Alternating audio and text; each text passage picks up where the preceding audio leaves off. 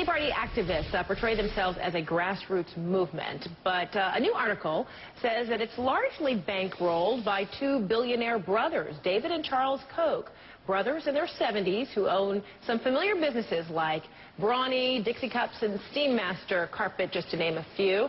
Jane Meyer wrote the article about the Koch brothers recently for the New Yorker magazine, and she's joining us right now from Washington. Good to see you.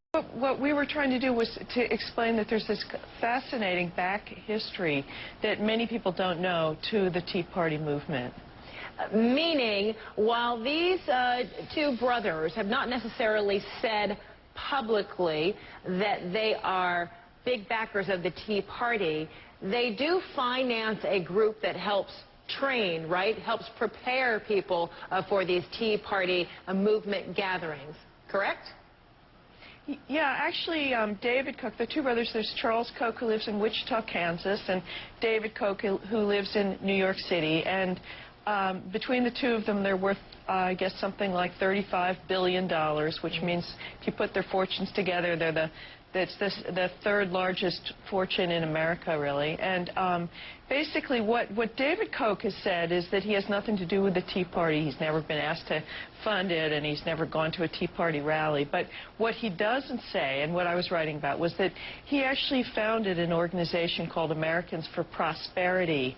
And Americans for Prosperity itself has been one of the two central sort of professional political operations organizing the Tea Party. So what Americans for Prosperity does is it plans the rallies, it gets the speakers, it buses the protesters to the rallies. At some point they were making the placards for the protesters, and it basically provides next day training also after the rally. So it takes the ordinary American citizens who feel so angry at the government, maybe, or just generally, you know, put out by the economy for obvious reasons. It's been an awful economy.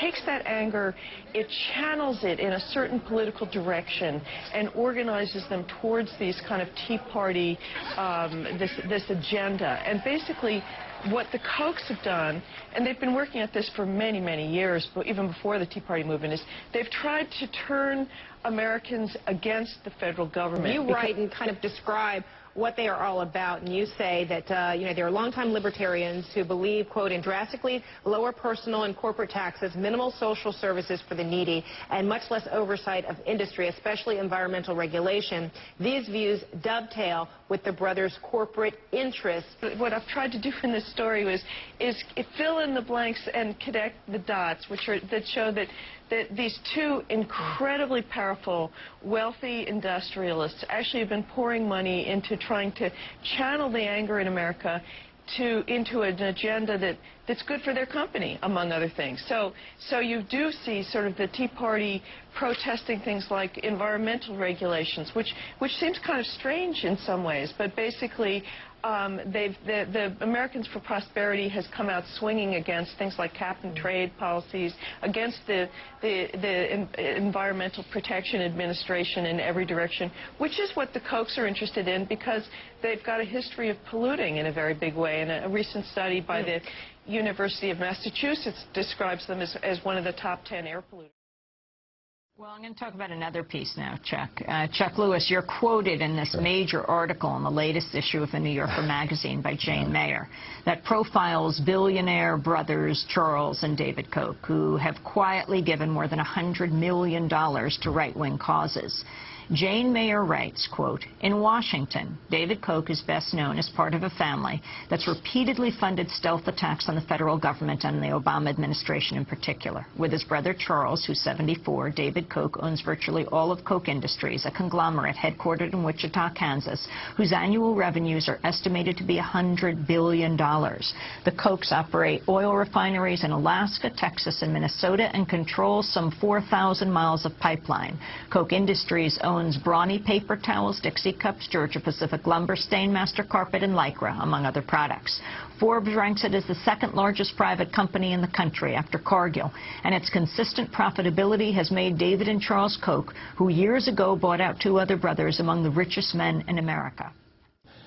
So they are, these are a very aggressive brothers and, of course, among the wealthiest people on planet Earth. What makes them different? We have seen rich people try to influence politics in America since the beginning of the Republic.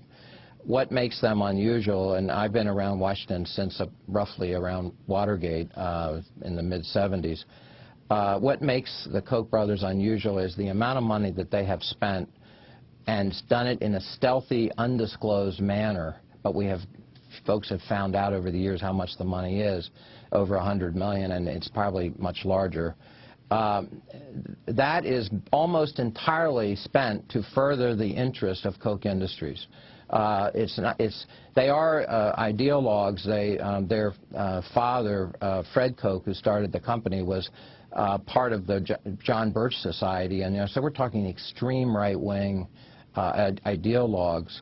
And to say that they believe in free enterprise is almost too mild to describe their politics. But what they have done is they have tried to subvert legislation that they saw would impact on their company. Let me give you an example, and this is where I discovered their activities in the mid-'90s.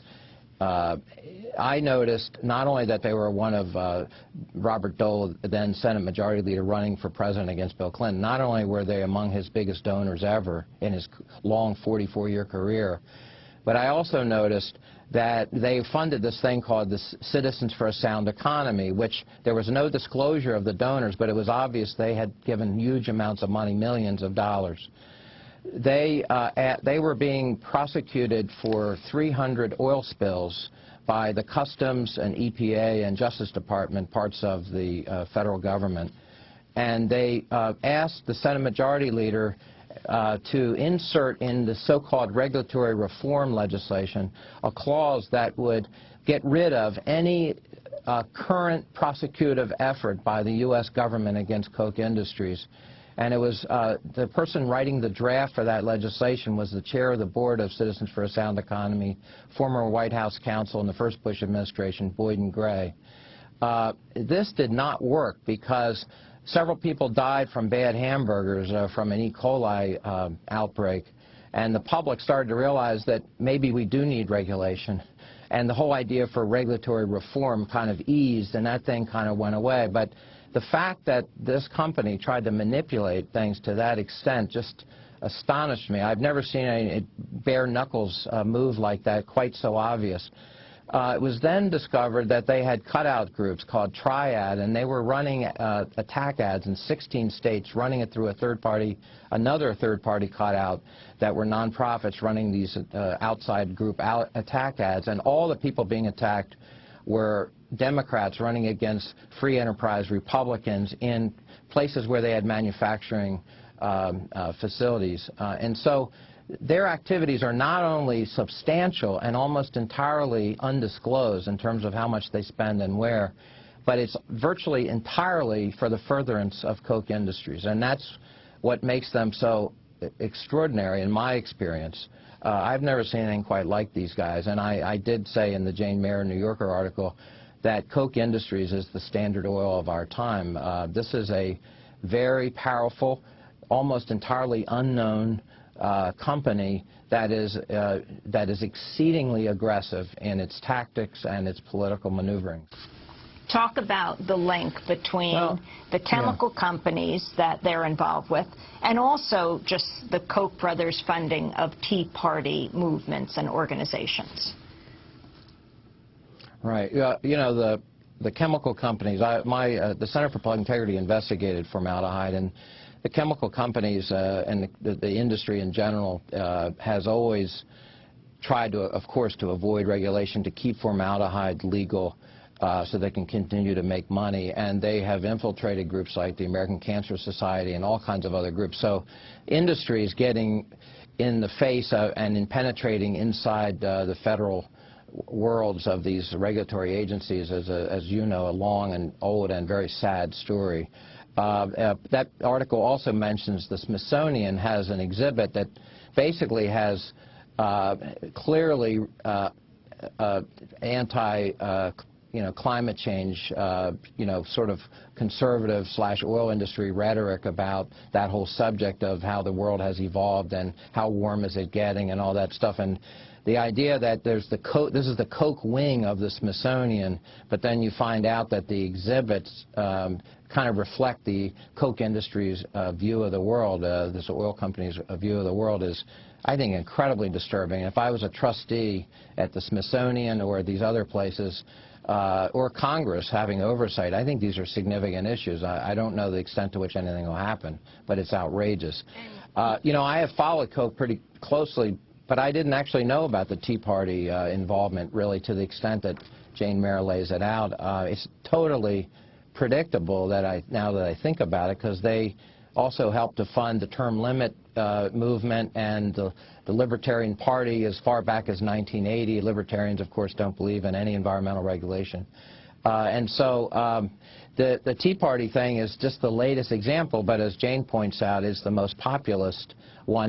They've actually found a public out there, so it's not a top-down. It's actually, it starts to have the public appearance of being grassroots. What most Americans don't know is that these folks are trained by and taught, educated, quote-unquote, by Americans for Prosperity, a Koch industry group.